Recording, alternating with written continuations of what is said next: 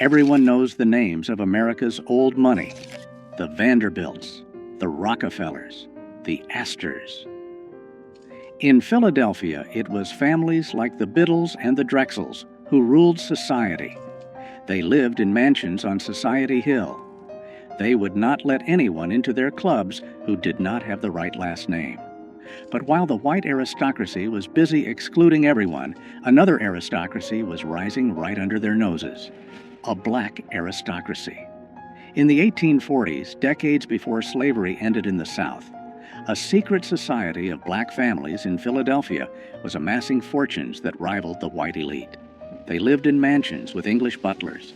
They sent their children to private schools in Paris. They owned the catering empires that fed the white upper class. They were called the Old Philadelphians of color, and for nearly 50 years, they operated a parallel universe of wealth and privilege that history has almost completely erased. They had their own 400 list, their own debutante balls, their own rules. They were so exclusive that even other wealthy black people were often denied entry. This is the story of James Forten, Robert Purvis, and the dynasties that proved black wealth was not just possible in the 19th century. It was powerful, and it was dangerous. If you enjoy stories about the hidden side of American wealth, consider subscribing.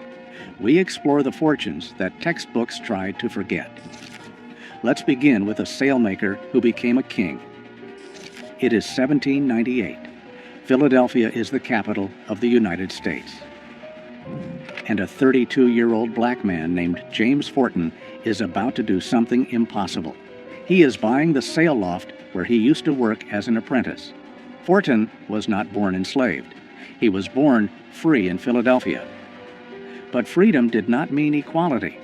Most black men in the city worked as day laborers or servants. Forten was different. He invented a device to handle heavy sails on ships, and it revolutionized the industry. Within 10 years, Forten was not just a business owner. He was one of the wealthiest men in Philadelphia, black or white. He employed 40 men, both black and white. His fortune was estimated at $100,000. In today's money, that is millions. But Forten did not just hoard cash. He built a dynasty. He bought a 3-story mansion on Lombard Street. He filled it with mahogany furniture and fine art. He hired private tutors for his daughters because he refused to send them to segregated schools. The Forten home became the center of a world that was not supposed to exist. A world where black people discussed philosophy, played classical music, and planned the abolition of slavery over 7-course dinners. European diplomats visited him. White abolitionists sought his funding. He was the patriarch of Philadelphia's black elite. But to understand how deep this society went, we have to look beyond just one man. We have to look at the industry they conquered. By 1830, a class system had solidified in black Philadelphia that mirrored the white aristocracy. They called themselves the representative colored citizens. At the top were families with old money, wealth generated before 1820. The leaders were a new kind of king, the caterer kings. This sounds like a service job today, but in the 19th century, black caterers were the moguls of the food industry. They were the celebrity chefs and event planners of their era. Men like Robert Bogle and Peter Augustin did not just serve food, they controlled the social calendar of white Philadelphia. If the Biddles or the Whartons wanted to throw a ball, they had to hire Bogle. He owned the china, the silver, and the linens. He controlled the staff. Peter Augustin came from Haiti and brought French culinary techniques that dazzled American society. He invested his profits into real estate, buying buildings in the heart of the city. These families created a monopoly. They did not just work for white wealth, they leveraged it. They took the money from white society parties and funneled it back into black institutions. They built the churches, they funded the schools, and they intermarried. A Forten married a Purvis. A Minton married a Bogle. They created a closed loop of wealth that protected them from the racism outside their doors. They were the invisible backbone of the city's economy. The financial power of this group was staggering. By 1837, the black community in Philadelphia held $250,000 in real estate. By 1847, that number had quadrupled. They organized their own census because the U.S. government refused to accurately count their wealth. They wanted proof. They formed literary societies like the Gilbert Lyceum, where talking about slavery was forbidden, not because they did not care, but because they wanted a space to discuss art, science, and literature without being defined by their oppression. They were constructing a reality where they were simply aristocrats. Robert Purvis, Fortin's son-in-law, took this lifestyle to its absolute peak. He was the son of a white cotton merchant and a free woman of color. He inherited a massive fortune. He looked white. He could have moved to Europe and lived as a white aristocrat. Instead, he stayed in Philadelphia and declared himself black. He built a country estate called Byberry. It had prize-winning livestock, rare gardens, and a library filled with first editions. It also had a secret trapdoor in the floor. While Purvis lived like a lord, he was also the president of the Underground Railroad. His mansion was a station for escaping slaves. This was the paradox of the black elite. They lived in luxury that rivaled the white upper class, but their lives were constantly in danger because of the color of their skin. In 1838, that danger arrived at their front door. May 17, 1838, Philadelphia. The city is tense. Abolitionists have just built Pennsylvania Hall, a grand building dedicated to free speech and ending slavery. James Fortin helped fund it.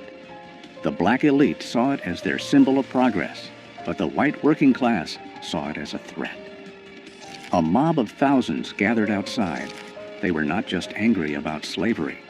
They were angry about black wealth. They saw black men like Fortin and Purvis walking the streets in silk suits, while white immigrants struggled to find work. The resentment boiled over. The mob burned Pennsylvania Hall to the ground only 3 days after it opened. Then they turned toward the black neighborhoods. They did not go after the poor. They went after the rich. They targeted the mansions. They targeted the businesses. Robert Purvis sat in his estate at Byberry, watching the glow of the fires in the distance, armed with a shotgun, waiting for the mob to come for his family. They did not reach him that night, but the message was sent. Your money does not protect you. Your education does not protect you. To us, you are just targets. The riots of the 1830s and the 1840s changed the black elite. They did not lose their money, but they went underground. They became secretive. They stopped flashing their wealth in public. They retreated into private societies. This is when the secret society truly formed. They created exclusive clubs like the Banneker Institute and the Pythian Directory. These were not open to just anyone. You had to be nominated. You had to have money. You had to have good breeding. And yes, color played a role. The Old Philadelphians of color developed a reputation for being color-struck. They favored lighter-skinned members.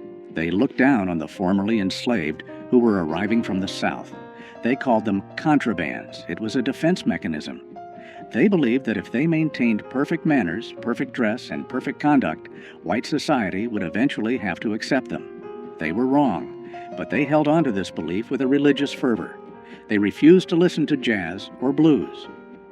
They listened to Bach and Beethoven. They did not eat soul food. They ate French cuisine. They were protecting a legacy that they felt was the only thing keeping them safe from the mob. There is another dark chapter to this story, the phenomenon of passing. Because many of these families were mixed race and light-skinned, they faced a tempting choice. They could leave Philadelphia. They could move to a new city where no one knew them. And they could become white.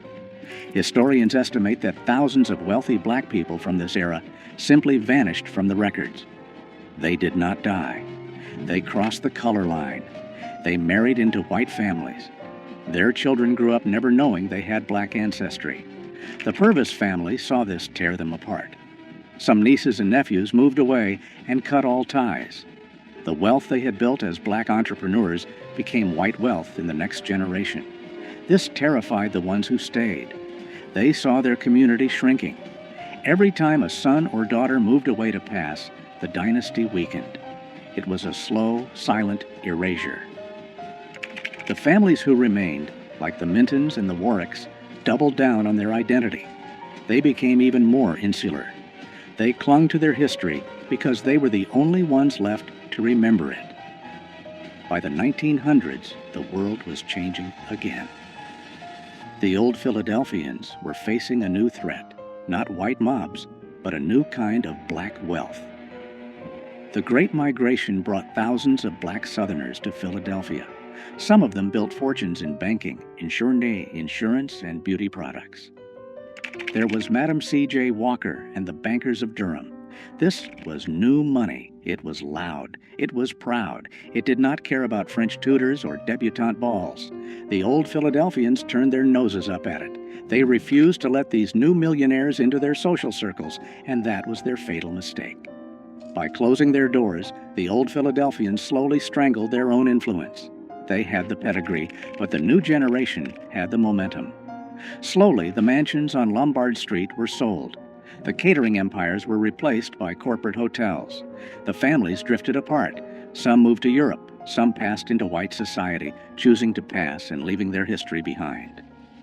Today, if you walk through Society Hill or the older parts of Philadelphia, you will not see statues of James Forten or Robert Purvis.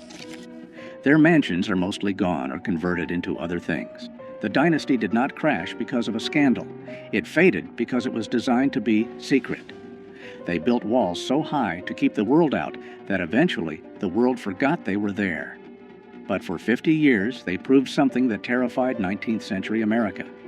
They proved that black excellence was not an anomaly. It was a civilization that thrived in the shadow of the Liberty Bell, building a definition of freedom that the Founding Fathers never intended. The Old Philadelphians are gone. But the foundation they built, the networks, the institutions, the very idea of black aristocracy survives in every black dynasty that followed. They were the first, and they paid the price of being first by being erased.